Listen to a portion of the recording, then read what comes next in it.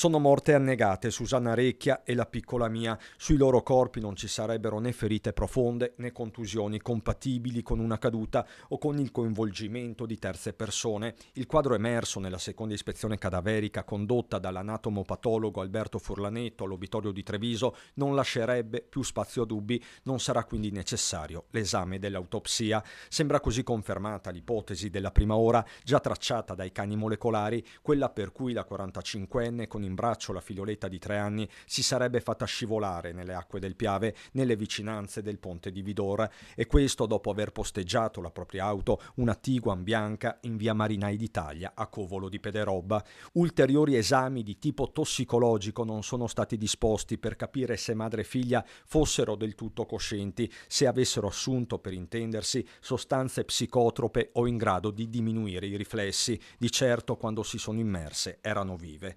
Una dinamica chiara che potrebbe portare presto la procura, che ha aperto un fascicolo per omicidio-suicidio, a dare il nulla osta ai funerali. Il comune a sua volta sta valutando il lutto cittadino. Per il lutto cittadino ci stiamo ragionando, anche perché, come dicevo, non c'è ancora la data per i funerali e siamo pronti per fare anche il funerale, diciamo, tenendo conto della viabilità, dei parcheggi, di tutto, insomma, ecco. Ma un conto è l'ultimo saluto, un altro occuparsi di chi rimane, in particolare i 3 figli più grandi della donna. Il supporto psicologico, questa è l'intenzione del comune, sarà però generale, non si escludono incontri pubblici. Ma intenzione nostra comunque è quella di creare presupposti per fare un percorso anche di comunità, perché una questione così è troppo grande da far passare, insomma, ecco. Una vicenda, quella di Susanna e della piccola Mia, che sconvolge anche gli operatori del settore, medici e avvocati di famiglia. L'appello è che tutte le amministrazioni, con le difficoltà economiche che ci sono, ne sono